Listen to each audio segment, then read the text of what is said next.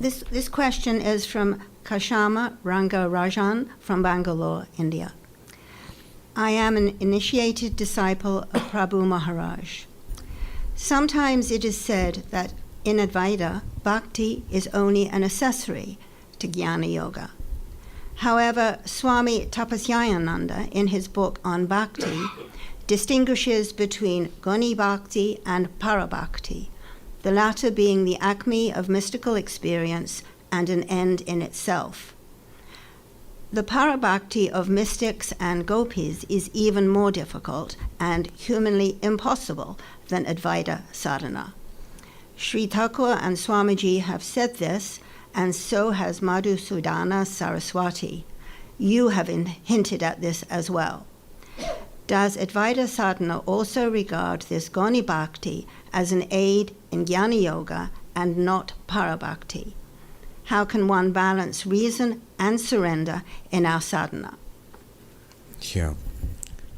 So she mentions Prabhu Maharaj, Swami Vireshwarananda ji.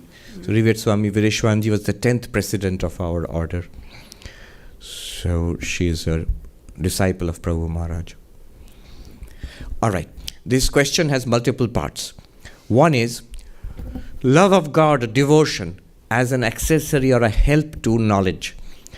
Is that true? Yes. Advaita Vedanta strongly recommends a deep faith and love of God as very helpful to Advaita realization. Why? Often at the beginning, not often, always at the beginning, Advaita is taken as an understanding, as something that happens in the intellect. We understand who we are and what this world is. And that's fine. But notice, often the intellect and the heart are separated. We can lead two levels of life, one an intellectual life and one at the level of the heart. At the level of the heart means emotions, feelings. So, our desires, vasanas, they are at the level of the heart. It's what the heart wants. It could well be possible that I understand I am limitless consciousness, but the heart wants a cookie. I have a desire to taste and touch and smell and see and enjoy life in various different ways. I have a desire for appreciation. I have a desire for love from others. All of the ordinary worldly, the human wants, those continue. Whereas my understanding, maybe I am an impersonal consciousness. These two will be separate, and they will create endless trouble in spiritual life. So my understanding will go one way, my heart will go the other way. I think Plato said, to know the good is to be good. And we immediately say that doesn't seem to be true. That's true only when the heart and the intellect are aligned. To know the good is to want the good and to be good.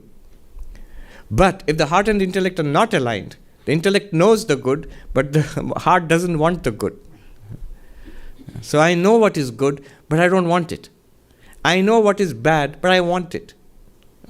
Somehow they don't align. And that's the condition for most of us. In that case, bhakti is extraordinarily useful. One way bhakti means love of God. What does love do? It is the desires of the heart. Love addresses that. It's the desires of the heart which are channeled towards God. So the desires of the heart are of the form, I want. And this I want usually is, I want the world. Now what bhakti does is pushes the world aside and puts God there. So I want is directed towards God. And that I want directed towards God is no obstacle to non-dual realization. In fact, is a great support to non-dual realization. One sadhu put it this way. Somebody asked more or less the same question about devotion and knowledge. But they put it in the way it's often put in India, sakar, nirakar, formless and with form. Is the knowledge of the formless, that is what I want. So devotion to God with form, what do I have to do with it? And the sadhu said, Babu, tum to ho nirakar, phase kahan par ho? You are yourself formless. I mean, only the body has a form. But look at your mind, thoughts. that doesn't have a physical form, it has a mental form. And go beyond that to consciousness, which it's always obviously that's there. That's formless. Your very nature is formless. But where are you trapped? Where are you caught? Where are you entangled? In forms. So where our problem is, there the solution has to come. Our problem is in this world of forms and names and people and personalities, in this world of diversity. We need something here which will solve the problem here. And the worship of God with form does that very powerfully. The devotional approach to spirituality, what is called the theistic approach, which you find in a wide range in Hinduism, you find it in Christianity, Islam, Judaism, all the theistic religions of the world. So bhakti helps there. If you're trapped in forms, then only devotion to God with form will free you from there, from that situation. So, that question, what help does bhakti give in Advaita sadhana? It is very helpful. It purifies the mind. Plus, there are many other benefits. There is a great benefit of the support of God. If you love God, the love of God becomes manifest in your life. God loves us anyway, whether we love God or not. That's why we have all of this. But if you love God, the love of God manifests in our life. It gives us strength to do sadhana, spiritual practice on the strength of this one little personality. It's too hard a task. You need the support of the infinite. You need the support of the God of religion, the omnipotent, omniscient, omnipresent. God takes care of us. It's a great psychological support. It's also a great support in terms of the material universe. It's a great power which removes obstacles on our path. That purification of the mind, which is essential for Advaitic realization, it can be done by us, but it's extremely difficult. But it's done by an act of grace by God. And that is mediated by love of God. So there are many, many benefits. The reason why Advaita teachers traditionally always recommend a devout life. It's very compatible with Advaitic knowledge. Shankaracharya, you see, endless hymns, stotras. There are hymns to Vishnu, to Devi, to Shiva, to Krishna, to Rama, to Jagannath, to Ganesha. So many hymns and to the different gods and goddesses, all full of extraordinary devotion. Bhaja Govindam, everybody knows. Shankaracharya, the great non-dualist. Now, is it always an accessory to Advaita Vedanta? No. She mentions para bhakti, the highest love of God. The love that the gopis had for Krishna. Para bhakti, prema bhakti, these are the words used. That is not an accessory to anything. That love is not what Advaita Vedanta talks about. Advaita Vedanta talks about our conventional love of God. Even the conventional love of God has to be separated from the more worldly kind of devotion to God, which is a transactional devotion.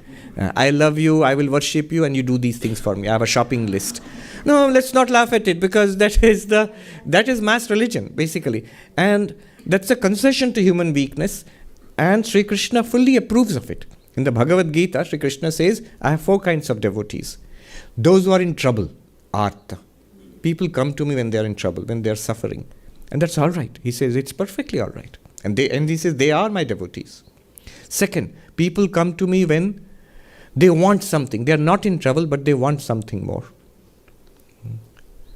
And third, people come to me when they are seeking enlightenment, jigyasu.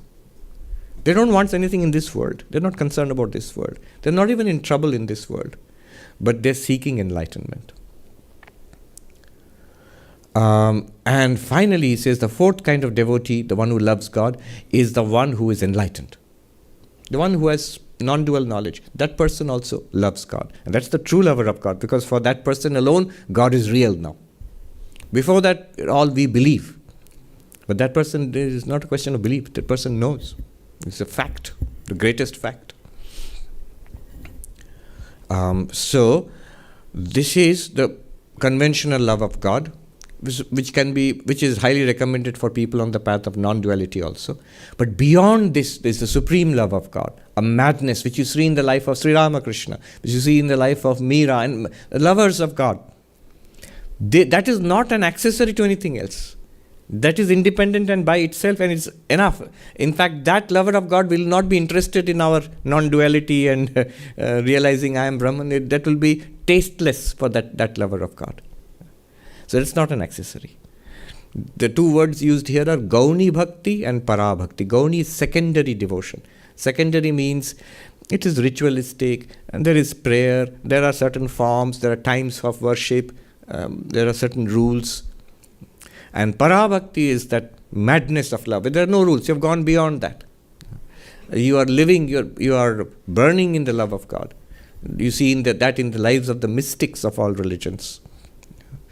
So that is not an accessory to anything. That's very rare. That's rarer than non-dual knowledge. There's a song which Sri Ramakrishna was fond of, where God is singing that I give mukti, moksha, nirvana easily, but I'm stingy about love. I don't give that easily. I love all of you, but your love for me, that I don't give easily. I can give knowledge, and you can be free. But that special love of God, when you are lit up by the love of God, a kind of madness about God, that I don't give easily, he says. Mukti dite kator noi, bhakti dite kator hoi. That is the Bengali song.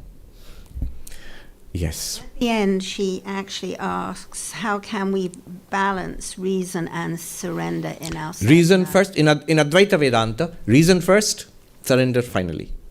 So reason first shows us that I am not the body, not the mind, I am this limitless existence, consciousness place. Now again you will be back in the body and mind, the world will continue, this life will continue. What do you do then? So Swami Turiyanandaji again and again in his letters of Swami Turiyananda shows us that realize that you are Brahman. And then you are again back in this world. Rest of your life is a play with the Divine Mother. You surrender to the Divine Mother. So this great non-dualist Turiyanandaji, how did he live his life? You see his letters full of mother. It's all the play of mother. Who is he? A staunch non-dualist. Whatever the problems which come and go in life, your own, for the enlightened person or spiritual person, their own problems don't matter much. They're all right. They surrendered it to the mother. Others' problems also, all sorrows, they struggle to remove the sufferings of others, but also surrender everything to the mother. They know everything here, they feel it. It's the play of one divine consciousness. So, Sri Ramakrishna said, this is my ripe opinion, a pakamat. What is the ripe opinion? It's what is a flag? It's a flag. A flag means pay attention to this. He says, realize the absolute, that you are Brahman. And then spend the rest of your life, stay in this world. He says, bhakti bhakto bhagavanye. Bhakti, love of God. Bhakta with the devotees of God. Bhagavan with the beloved Lord. Spend the rest of your life like that. And he says, ei pakamat. This is my ripe opinion. My ultimate opinion, my final opinion, good advice. Now, one might say that, but I haven't realized the absolute yet. All right, so we are on the path of realizing the absolute, but keep this as a framework. Until I reach that, I will keep God, devotion, devotees around me. In this milieu of love of God, I will live. And walk on, if you're particularly inclined to the path of non-dual realization, we will walk on that. And having reached what we wanted, having gotten what we wanted, we'll continue on the same way, with love of God, with the devotees of God, and with the beloved God.